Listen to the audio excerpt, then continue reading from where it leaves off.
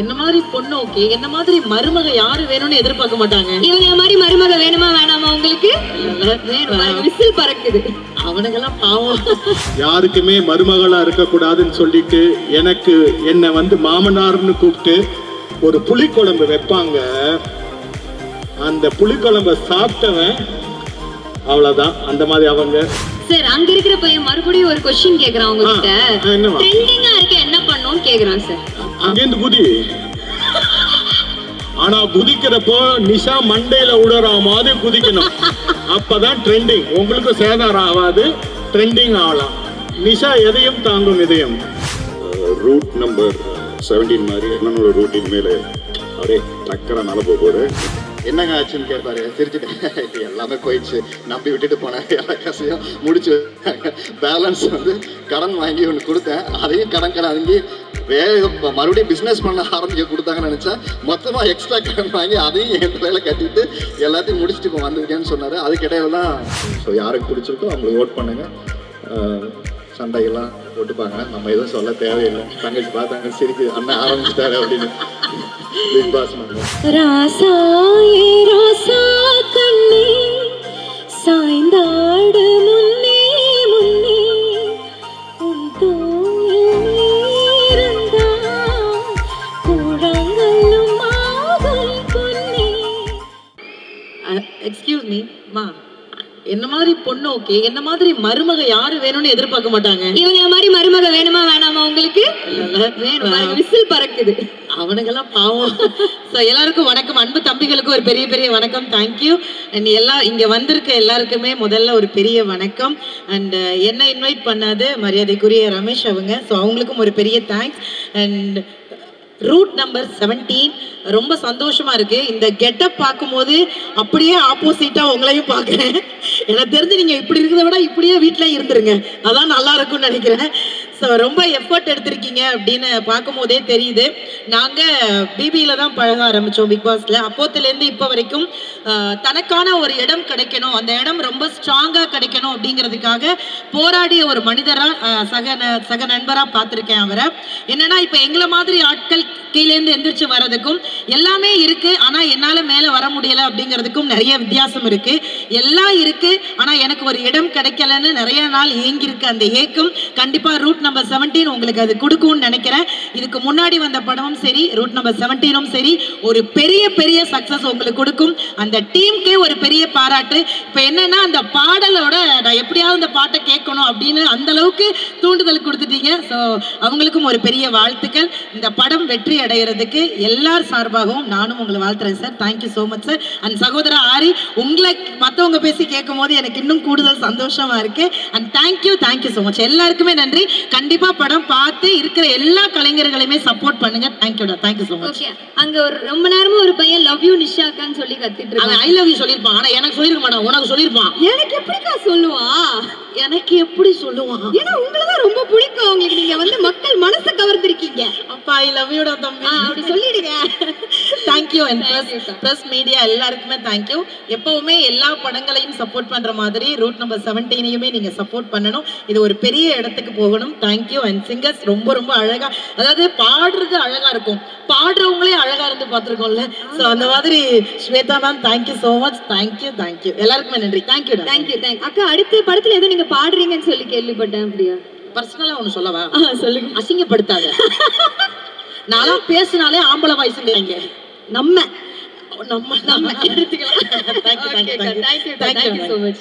வணக்கம். வணக்கம் வணக்கம்.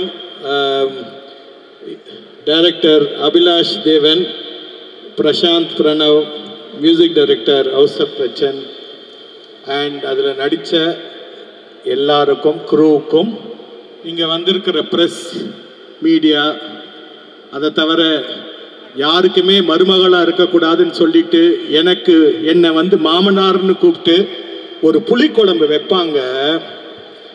அந்த புளிக்குழம்பை சாப்பிட்டவன் அவ்வளோதான். அந்த மாதிரி அவங்க. சிவா சார், மோகன் சார், நீங்கள் ஏன் அந்த பக்கம் போய் உட்காந்தீங்கன்னு தெரியல, எனக்கு ரொம்ப நாள் ஃப்ரெண்ட் அவர். அப்புறம் மேடம் சுஜாதா சேச்சி, அண்ட் அஃப்கோர்ஸ் சேச்சியில் அனியத்தி, அண்ட் ஸ்வேதா, ஆரி பிரதர், எல்லாரும் மிஸ்டர் ஜித்தன் ரமேஷ். ஜித்தன் ரமேஷ் மிரட்டுகிறார் அப்படின்னா நடிப்பில் மிரட்டுவார், அது 100% தெரியும். ஆனால் பிக் பாஸ் ஹவுஸில் அவர் மிரட்டினதெல்லாம் இல்லை, ரொம்ப பாவமாக தான் இருப்பார். இந்த மிரட்டினது கை தட்டுது பாருங்க அங்கே. ஸோ ஆனால் இதுக்கு முன்னாடி ஒரு படம் அவர் கூப்பிட்டுருந்தாரு, பார்த்துருக்குறேன். Very very talented person. அந்த படத்தில் வந்து எல்லாரும் பார்த்துருப்பீங்கன்னு நினைக்கிறேன், ஃபரானா. அதில் மாடியில் ஒரு சீன் இருக்கும், அதை பார்த்து நான் திருப்பி திருப்பி யோசிப்பேன். அவ்வளோ ஒரு டேலண்டட் பர்சன். நம்ம நிஷா பெரியம்மா சொன்ன மாதிரி, எனக்கு பெரியம்மா அவங்க சொன்ன மாதிரி இவருக்கு வந்து எல்லாம் இருந்தும் அந்த இடம் இல்லைன்னு சொல்லிட்டு இருந்தாங்க. நல்ல ரூட்டில் தான் போயிட்டுருக்கீங்க. 718 சைனீஸ்க்கு ரொம்ப நல்ல நம்பரு. ஸோ சைனாவில் கூட இது ரிலீஸ் ஆகும். அதனால் நல்ல ஒரு விஷயம். All the very best for the whole crew. இங்கே ஆங்கர் பண்ணிட்டு இருக்க இவங்களுக்கு தேங்க்யூ சார். தேங்க்ஸ். தேங்க்ஸ். சரி, எல்லாருக்கும் ரொம்ப நன்றி. Thank you so much and all the very best. Sir, அங்க இருக்கிற பையன் மறுபடியும் ஒரு क्वेश्चन கேக்குறான் உங்ககிட்ட. ட்ரெண்டிங்கா இருக்க என்ன பண்ணனும்னு கேக்குறான் சார். அங்கேந்து குதி. ஆனா குதிக்கிறப்போ நிஷா மண்டையில உடற மாதிரி குதிக்கணும், அப்பதான் ட்ரெண்டிங். உங்களுக்கு சேதாரம் ஆகாது, ட்ரெண்டிங் ஆகலாம். நிஷா எதையும் தாங்கும் இதயம். I really proud of her. இந்த மழையில வந்து நாங்கெல்லாம் வீட்டை விட்டு வெளியில வர முடியாம இருந்த போது நிஜமான ஒரு சிங்க பெண்மணி அது. I have to say that. Please give her a big hand. And இந்த மாதிரி ஒவ்வொருத்தரும் பண்ணால் எவ்வளோ கோடி கொடுத்தாலும் பத்தாது.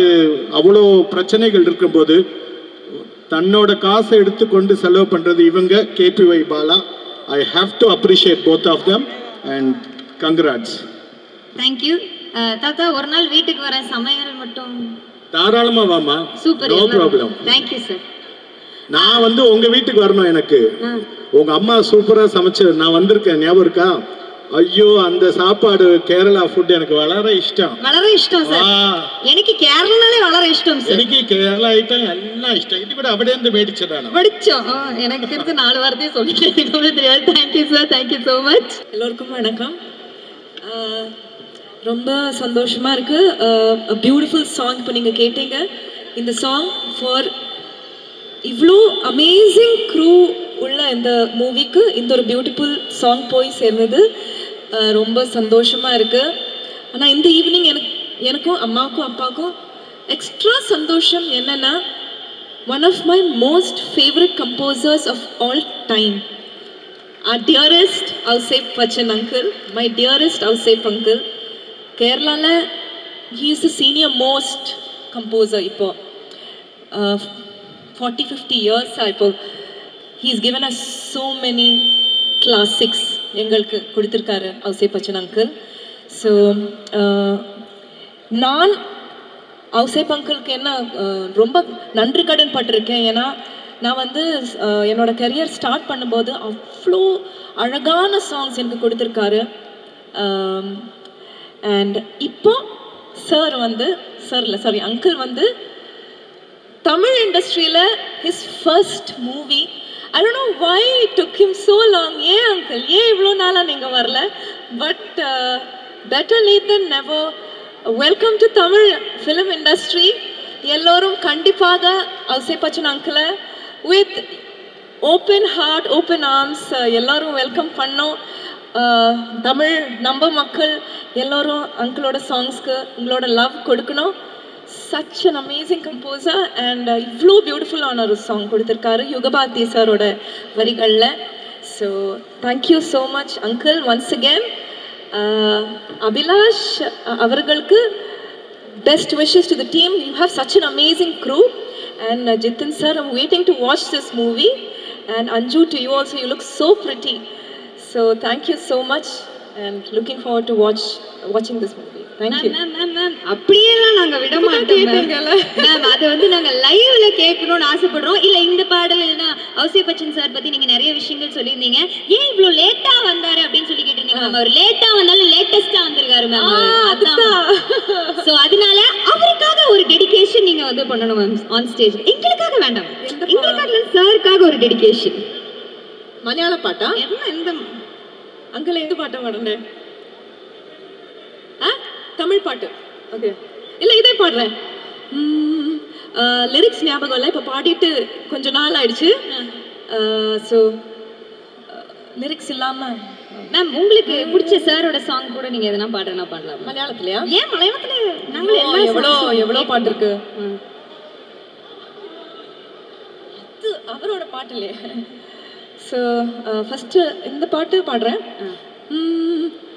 ராசா ஏ ராசா கண்ணே சாய்ந்தாடு முன்னே முன்னே உன் தோளில் நீருந்தா கூழாங்கல்லும் ஆகும் பொன்னே தாராரே ராராரே தாராரே முத்தங்கள் போதுமடா. அண்ட் இதோட சரணம் சார் வந்து melody maker. Love you uncle. And மலையாளத்துல இருந்து என்னோட மோஸ்ட் ஒரு பெரிய ஹிட் சாரோட மியூசிக்ல வந்த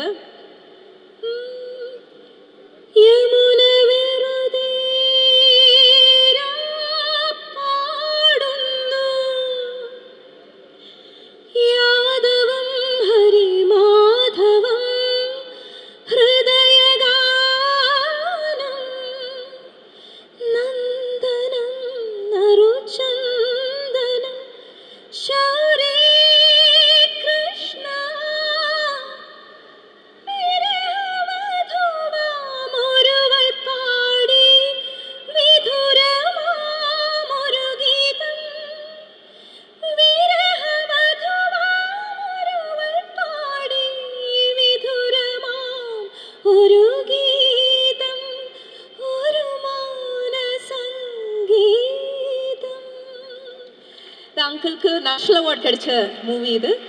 thank you so much. Best wishes. Thank you ma'am. ஒரே ஒரு அப்படியே நீங்க ஸ்டேஜ் நீங்க மேம் நம்ம சுஜாதா மோகன் மேம் ஸ்டேஜுக்கு அவங்க கூட போறோம். ஸோ புலிக்கு பிறந்தது பூனை ஆகாதுன்னு ஒரு ப்ராவப் கேள்விப்பட்டிருப்போம். ஸோ நம்மளோட புலியை நம்ம ஸ்டேஜுக்கு விடலாம். ஒரு பெரிய பெரிய கைத்தறியோட லெட்ஸ் வெல்கம் சுஜாதா மோகன் ma'am to the stage. First of all, a big congrats to the full team. Trailer அப்படி பயங்கரமாக இருக்கு, சூப்பராக இருக்கு. Okay, director Abhilash. எனக்கு அபிலாஷ் இந்த ஃபர்ஸ்ட் பேசின போதே அபிலாஷை ரொம்ப பிடிச்சிருச்சு. ஏன்னா ரொம்ப சிரிச்ச முகம் அப்படி. That it self is the first எனக்கு ரொம்ப அட்ராக்ஷனாக தெரியற ஒரு குவாலிட்டி அது. And the trailer is so beautiful and the song is also beautiful. Actually நான் ஜாஸ்தி ஐ திங்க் என்னோட நான் பாடின டைமில் ஜாஸ்தி இப்படி ஆடியோ லான்ச்சுக்கு போனதில்லை. ஸ்வேதாவோட ஒன்றுமே நான் போனதில்லை. First time I'm coming. அது mainly for Ouseppettan because he is so special for all of us. எனக்கு அவங்க ஹீஸ் அ குரு ஒன்லி. எங்களுக்கு நிறைய பாட்டு அந்த பாடுற டைமில் நிறைய he has given so much of என்ன சொல்கிறது ஸ்டடி மெட்டீரியல் ஃபார் அஸ் அந்த ரெக்கார்டிங் டைமில் எல்லாம். And for Shweta also. ஸ்வேதாவோட ஃபிலிம்ஃபேர் அவார்டு ஃபர்ஸ்ட் அவங்களோட சாங்க்கு தான். So welcome to Tamil industry ஔசேப்பேட்டா. ஸ்வேதா சொன்ன மாதிரி இனி ஒரு அவங்களோட நிறைய படங்கள் வரட்டும், நிறைய ஹிட் சாங்ஸ் கொடுங்க. அண்ட் வேற என்ன, வாழ்த்துக்கள். இந்த படம் பெரிய வெற்றி அடையணும்னு மனசார வாழ்த்துறேன். All the best. All the best Ramesh. எல்லாருக்கும் வணக்கம். So happy for Jithan bro. Route number 17 மாதிரி என்னோட ரூட்டின் மேலே அப்படியே டக்கராக மேலே போகுது. And congratulations to music director, actors, heroine, singer, அவங்களுக்கு தெரியும். ஹாய், அதுதான் படம் வெற்றி படம் வார்த்தையில் எனக்கு தெரியல எனக்கு. தேங்க்யூ. எல்லாருக்கும் வணக்கம். பத்திரிகை மற்றும் வந்திருக்கக்கூடிய அனைத்து சினிமா நண்பர்களுக்கும் எல்லாருக்குமே வணக்கம். ரொம்ப நாள் கழிச்சு மைக் வேறு பிடிக்கிறோம், பேசவே வர மாட்டேங்குது. விழாவுக்கு போய் ரொம்ப நாள் ஆச்சு, எங்கேருந்து ஆரம்பிக்கணும்னு சில கடைசியாக வேறு மைக் கொடுத்துட்டாங்க. வந்து சோமு சொன்ன மாதிரி தான், ஏமா என்னை கூப்பிட்டா அப்படிங்கிற மாதிரி தான் கடைசியாக மனதில் இருக்குது. பட் ரொம்ப சந்தோஷமாக இருக்குது இந்த மேடல் நிற்கிறதுக்கு. நிறையா விழாக்கு போகும்போது படத்தில் நடித்தவங்க நிறைய பேர் வந்து விழா வாழ்த்துறது ஒரு வழக்கமான ஒரு விஷயம். பட் இந்த விழாவில் ரொம்ப சிறப்பான விஷயம் துவக்கமாக நான் பார்த்தது என்னென்னா, ஒரு பாடல் வெளியீட்டு விழாவில் எல்லாத்தையும் பேசி மியூசிக் ரைட்டர் மறந்துடுவோம், லிரிக் ரைட்டர்ஸை மறந்துடுவோம், அப்புறம் பாடினவங்கள மறந்துடுவோம். அவங்களாம் இன்றைக்கி விழாக்கே நிறைய ஃபங்க்ஷனுக்கு வர்றதில்ல. நிறைய ஹீரோயின்ஸே இப்போல்லாம் பட விழாக்களுக்கு வர்றதில்லை. பட் இந்த விழாவோட துவக்கம் வந்து அத்தனை பாடகர்களுமே இங்கே வந்து இருந்தாங்க, ஆல் த சிங்கர்ஸ். ஸோ அவங்களுக்கெல்லாம் பெரிய ஒரு ராயல் சல்யூட். அந்த மியூசிக் டைரக்டர்ஸ், அவரை பற்றி கேள்விப்பட்டிருக்கேன், நான் அவரை பார்த்ததில்லை ஆக்சுவலாக. ஏன்னா நான் ஃபஸ்ட் டைம் படம் ஒர்க் பண்ணதை வந்து டிவி சந்திரன் சாரில் ஒர்க் பண்ணேன். ஸோ அப்போ இருந்து மலையாளம் படம் பார்க்குறதும் சரி, மலையாள இண்டஸ்ட்ரிக்கு டெக்னீஷியனை பற்றி தெரிஞ்சுக்கிற வாய்ப்பு இருக்கும். ஸோ அவரோட மியூசிக்கும் அவரையும் கேள்விப்பட்டிருக்கேன். பட் அவரோட இவ்வளோ எங்கே அவர் மியூசிக் இருக்குன்னு இன்னைக்கு வரைக்கும் அவர் 50 வருஷம் தாண்டி போயிடுச்சு. அவர் உடம்புக்கு தான் வயசாகிருக்கு, அவருடைய திறமைக்கும் அவருடைய இசைக்கும் இல்லைங்கிற இந்த பாடல் கேட்கும்போது தெரியுது.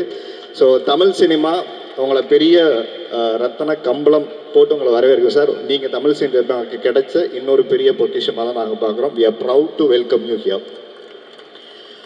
அடுத்தது யுகபாரதியோட வரிகள் வந்து எக்ஸ்ட்ரா நிறையா எழுதியிருக்காரு. அவருடைய பாடல் வரிகளை சொல்லவே வேணாம்.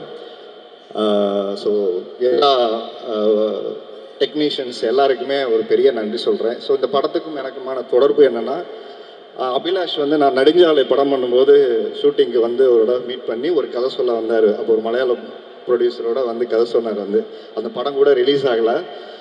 அப்போ வந்து சரி இது கதையெல்லாம் பேசிட்டு அப்புறம் பண்ணலான்னு பிளான் பண்ணோம். அப்புறம் ஊருக்கு போனோம். அப்புறம் எதுவுமே அவரும் காண்டாக்டில், நானும் காண்டாக்டில். திடீர்னு ஃபோன் பண்ணி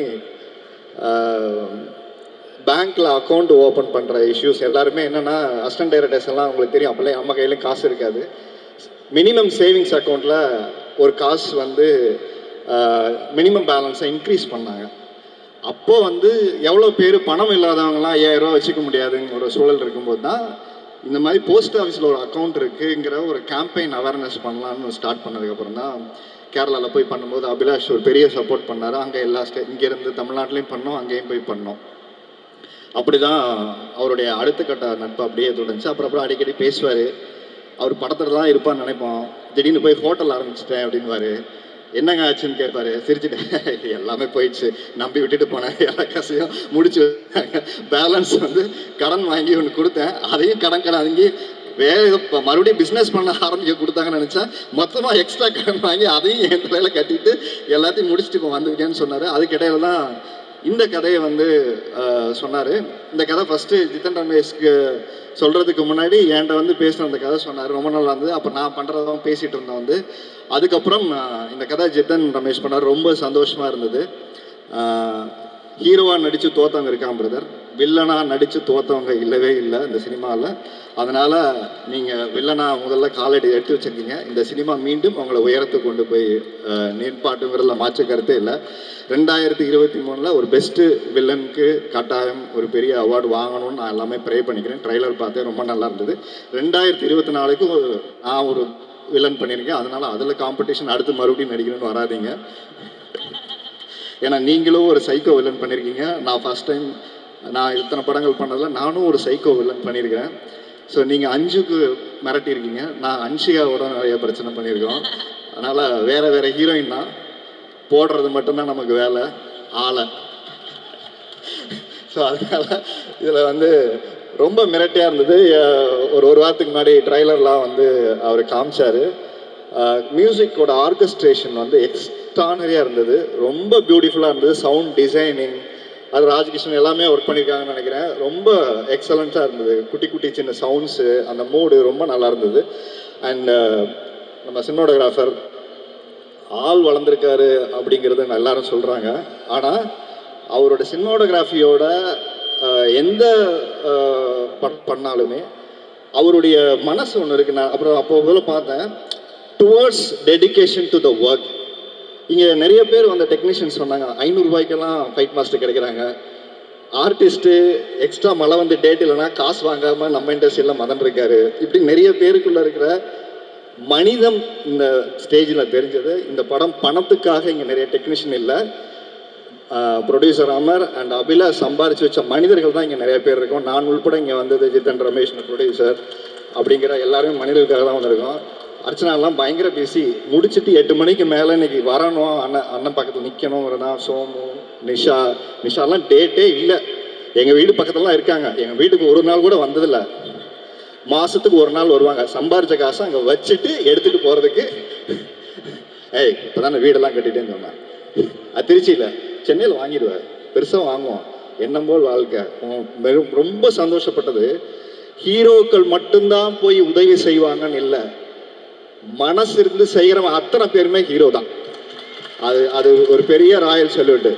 ஏன்னா அது கேபி பாலாவாக இருக்கட்டும், நீங்களாக இருக்கட்டும், எவ்வளோ செய்கிறோம் முக்கியம் இல்லை, நம்ம எவ்வளோ மனசு அன்போடு செய்கிறோன்றது. இல்லாதவங்களுக்கு போய் ஒரு பிஸ்கட் கொடுத்துட்டு, நம்ம அந்த வீடியோலாம் பார்த்தேன், திட்டுறாங்க அந்த பக்கம் வரலன்னு சொல்லிட்டு, அப்புறமா மறுநாள் அதுக்கு ரெடி பண்ணிவிட்டு முன்னெச்சரிக்கையோடு போய் தேடி போய் செய்கிற விஷயம் இருக்கு இல்லையா, அது உண்மையிலே பெரிய மனசு சகோதரி. உள்ளே இருந்து எப்படி பார்த்தனோ அதே மனசோடு நீங்கள் வெளியில் போய் நீங்கள் செய்கிறது ரொம்ப சந்தோஷமாக இருக்குது. உங்களை பார்த்து இன்னும் நிறைய பேர் செய்யணும். எல்லாருமே அதான், ஹீரோக்கள் வந்து அவங்க இவ்வளோ கொடுக்கல, இவங்க இவ்வளோ கொடுக்கல, கொடுத்தவங்க இவ்வளோ இருக்காங்க, இது மாதிரி பார்த்து நிறைய பேர் நம்ம கொடுக்க ஆரம்பிப்போம். யாரு கொடுக்கலன்னு கேட்க வேண்டியதில்லை, கொடுத்தவங்களை கொண்டாடுவோம். பெரிய பெரிய நடிகர்கள் கொடுக்கறது மட்டும்தான் நம்ம விளம்பரம் பண்ணுறோம். இந்த மாதிரி ஓடி செய்கிற மனிதர்களை நம்ம கொண்டாடக்கூடிய ஒரு மேடையாகவும் இது வந்திருக்கு. அந்த படத்துக்கும் இதுக்கும் சம்மந்தம் இல்லை. ஆனால் ஜித்தன் ரமேஷ் அண்ணன் அப்படிங்கிற அந்த ஒரு வந்து கடைசி வரைக்கும் பேசி முடிச்சு எல்லாம் ஓடிடுவாங்க. நாங்கள் எல்லாருமே ரொம்ப நாளைக்கு அப்புறம் மீட் பண்ணுறதுனால எல்லாமே கடைசி வரைக்கும் இருக்கும். அதுக்கப்புறம் இந்த படத்தில் ஒர்க் பண்ண மற்ற டெக்னீஷியன்ஸு, மெயினாக ஃபைட் மாஸ்டர்லேருந்து அத்தனை technicians and 5 heroine. So welcome to the Tamil industry. உங்களுக்கு பாட்டு இல்லை, பாட்டு போடும்போது உங்கள் முகத்தை பார்த்தேன், ஒரு சின்ன கவலை தெரிஞ்சது. அது கடைசியில் 2வது பாட்டு போடும்போது சகோதரி கேட்டு இருந்தது, என்னென்ன இந்த பாட்டு உங்களுக்கு கிடைக்கலன்னு பார்த்தீங்களா அப்படின்னு. அது பெரிய கவலை. அதனால் நம்ம அங்கேருந்து தான் இங்கே வர்றோம். அதனால் இனிமேல் நம்ம நடித்து வில்லனாக நடித்து திரையை ஆழ்வோம். ஸோ அதனால் ரொம்ப சந்தோஷமாக இருக்குது. சிங்கர்ஸ் எல்லாருமே நல்லா பண்ணியிருக்காங்க. அடுத்து முக்கியமாக அமரை பற்றி இங்கே சொல்லணும். அவருக்கும் எனக்கும் ஒரு 4-5 இயர்ஸ்க்கு மேலே இருக்குன்னு நினைக்கிறேன். ஒரு மனுஷன் வந்து உயிரை காப்பாற்றுறதுக்கு டாக்டர் ஆனாங்க, இல்லை கடன் வாங்கினதுக்காக சம்பாரித்து கடன் அடைக்கணும் டாக்டர் ஆவாங்க. ஆனால் சினிமாவை காப்பாற்றுறதுக்காக அறுத்து ஆப்ரேஷன் பண்ணி மனுஷன் ஓடி உழைச்சி தனக்குள்ளே இருக்கிற பேஷனை. ஏன்னா நான் சின்ன வயசில் இருக்கும்போது எங்கள் வீட்டில் எல்லாரும் கொஞ்சம் சீட்டில் சேஃபாக இருப்பாங்கன்னா டாக்டர் ஆகிடுவேன்னு ஆசைப்பட்டேன். நான் தான் சொல்லுவேன் டாக்டர் ஆவேன், ஆக்டர் ஆகிட்டேன். ஆனால் டாக்டர் ஆன ஒரு ஆள் ஆக்டராக மாறி, உண்மையாகவே சொல்கிறேன், இது வரைக்கும் 5 படங்கள் எடுத்திருக்காரு. 5 படத்தையும் தரமாக ரிலீஸ் பண்ணியிருக்காரு. அது ஒரு பெரிய கைதட்டல் கொடுங்க. ஒரு மிகப்பெரிய ப்ரொடியூசரோடைய குடும்பத்திலேருந்து வரல, ஒரு சாமானியனாக தன்னுடைய கனவை நோக்கி உழைச்சி தன்னோட பேஷனை மட்டும் அவர் முன்னெடுத்துட்டு போகாமல் நிறைய பேருக்கு வாய்ப்பு கொடுக்குற அவர் லீட் ரோல் பண்ணல. அது யார் அடுத்தவங்க அந்த கதைக்கு சரியாக இருப்பாங்களோ அதை தான் பண்ணணுங்கிறத அவர் வந்து ஒரு ரூட் போட்டு கரெக்டாக ஒர்க் பண்ணிட்டு இருக்காரு. பட் தமிழ்நாட்டுக்கு ரூட் போட்டு வரணும்னு பண்ணவுடனே முதல்ல ஒரு சப்ஜெக்டை எடுத்த படம் வந்து எந்த கமர்ஷியல் படமுமே இல்லை. ஈழ தமிழர்களை பற்றி ஒரு படம் எடுக்கணும், அதனால எவ்வளோ காசு எனக்கு வரணும் முக்கியம் இல்லை, எவ்வளோ காசு எனக்கு சம்பாதிக்கணும் முக்கியம் இல்லை. சொல்ல வந்த விஷயத்த அந்த படத்தில் நான் சொல்லணுங்கிறதுல உடம்பை வருத்தி மொத்த டீமுமே, அந்த ஒரு சின்ன பொண்ணு அவங்க நடிச்சிருந்தாங்க. அந்த படம் மேபி ஓடிடியில் கொடுத்துட்டாங்களா என்னன்னு தெரில. டெஃபினட்டாக அந்த படம் எல்லாருமே பார்க்க வேண்டிய படம். ஒரு ரொம்ப எமோஷ்னலி ரொம்ப பொயட்டிக்கான ஒரு ஃபிலிம். அந்த ஃபிலிம் வந்து ஸோ அந்த படம் தான் அபிலாஷ் ஃபஸ்ட்டு அதுவும் பண்ணியிருந்தார் வந்து. அதுக்கப்புறம் தமிழ் சினிமாவில் வந்து இந்த மாதிரி மறுபடியும் ப்ரொடியூஸ் பண்ண போகிறேன்னு இந்த கதை சொல்லும் போது தான் எனக்கு தெரியும், இந்த என்ன ஒரு வச்சு செஞ்சுக்கிட்டே இருக்காரு. ப்ரொடியூசர் இவரை வச்சு செய்கிறாரா, இவரு ப்ரொடியூசர் வச்சு செய்கிறாரான்னு தெரில, பாவம் அப்படின்னு சொல்லிட்டு நான் யோசிச்சிட்டே இருக்கும்போது, இல்லை இப்போ இங்கே ஒன்று போயிட்டுருக்கு, அங்கே ஒரு 7-8 கோடி ரூபாயில் மலையாளத்தில் ஒரு படம் ஆரம்பிச்சிட்டாரு ஒன்று, அப்போ வெயிட் ஆகிட்டாரா ப்ரொடியூசரு அப்படின்னு சொல்லி கேட்டுட்டு இருந்தேன். ரொம்ப சந்தோஷமாக இருக்குது. நிறைய படங்கள் தமிழ் சினிமாலே தொடர்ச்சியாக படம் எடுக்கணுங்கிற ஒரு முயற்சியோட அவரோட பேனருக்கு என்னுடைய வாழ்த்துக்கள். அவர் மட்டும் தன் கனவை நோக்கி நகரணும்னு நினைக்கல, நிறைய பேர் கனவுகளை சுமந்துக்கிட்டு அவர் வர்றாரு. அதுதான் ஒரு தயாரிப்பாளர் ஜெயிக்கணும். அது தமிழ் சினிமாவுக்கு வந்த இந்த மாதிரி தயாரிப்பாளர்களுக்கு நம்ம எல்லாம் சப்போர்ட் பண்ணணுங்கிற ரொம்ப ஒரு விஷயத்தை நான் தாழ்மையாக கேட்டுக்கிறேன். நிறைய பேர் இங்கே படத்தில் நடிக்காத நிறைய ஆக்டர்ஸ் இங்கே வந்திருப்பாங்க.